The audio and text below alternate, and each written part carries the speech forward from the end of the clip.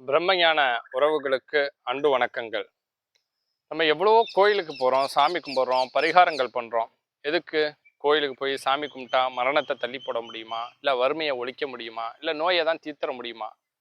ஆனால் ஒன்றுனால முடியும். நீங்கள் செய்யக்கூடிய தர்ம காரியத்தினால தான் இறைவன் உங்களுக்கு எல்லா வித நலன்களையும் கொடுப்பாருங்கிறது எல்லா வேதங்கள்லையும் சொல்லப்பட்டிருக்கு. நம் முன்னோர்களும் ஞானிகளும் ரிஷிமார்களும் சொல்லியிருக்காங்க. ஆனால் நீங்கள் இருக்கக்கூடிய இந்த சூழல்ல நீங்கள் தேடி போய் எல்லாத்துக்குமே அந்த உதவிகள் செய்ய முடியுமானா முடியாது. ஏதோ நீங்கள் போகிற இடத்துலையோ பக்கத்துலேயோ உங்களால் முடிஞ்ச உதவிகள் செய்யலாம்.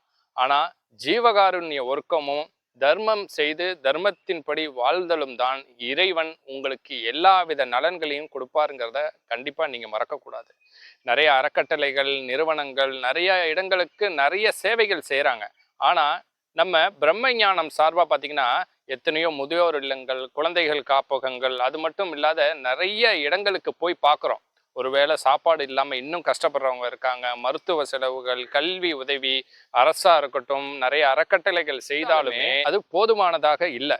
நம்ம பிரம்மஞான உறவுகள் பல லட்சம் பேர் இருக்கீங்க.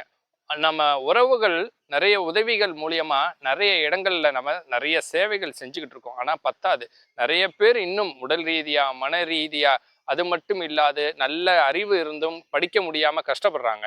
நீங்க எங்க பிரம்மஞான உறவுகளோட இணைஞ்சு நீங்க செய்யக்கூடிய ஒவ்வொரு தர்ம காரியமும் கண்டிப்பா அவங்கள போய் சேருங்கிறதுல எந்தவித மாற்றமும் கிடையாது. நான் இதற்காக ஒரு புது முயற்சி எடுத்திருக்கேன். உங்களோட ஆதரவோட நம்ம எல்லாரும் இணைந்து தான் இந்த முயற்சியை நம்ம செயல்படுத்த போகிறோம்.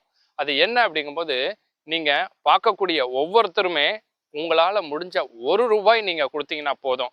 இந்த ஒவ்வொரு ரூபாயும் ஒவ்வொருத்தருடைய உணவில் இருக்கக்கூடிய ஒவ்வொரு பருக்கை அரிசியாகவும், ஒரு குழந்தை எழுதக்கூடிய ஒரு காகித பென்சிலாக இருக்கட்டும், ஒரு பேனாவாக இருக்கட்டும், மருத்துவமனையில் மருந்திற்காக மாத்திரைக்காகவாவது அது பயன்படும். நீங்கள் லட்சம் கொடுக்க வேணாம், கோடிக்கு கொடுக்க வேணாம், 1000 கொடுக்க வேணாம்.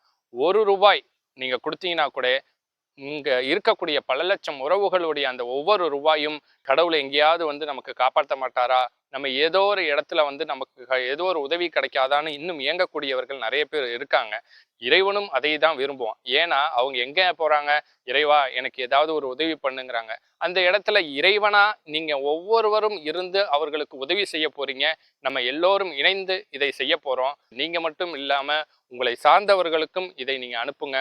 ஒவ்வொருத்தரும் செய்யக்கூடிய உதவி இங்கு மாபெரும் தர்மமாக மாறும். தர்மம் தான் தலை காக்கும், தர்மம் தான் உங்களை வாழ வைக்கும்.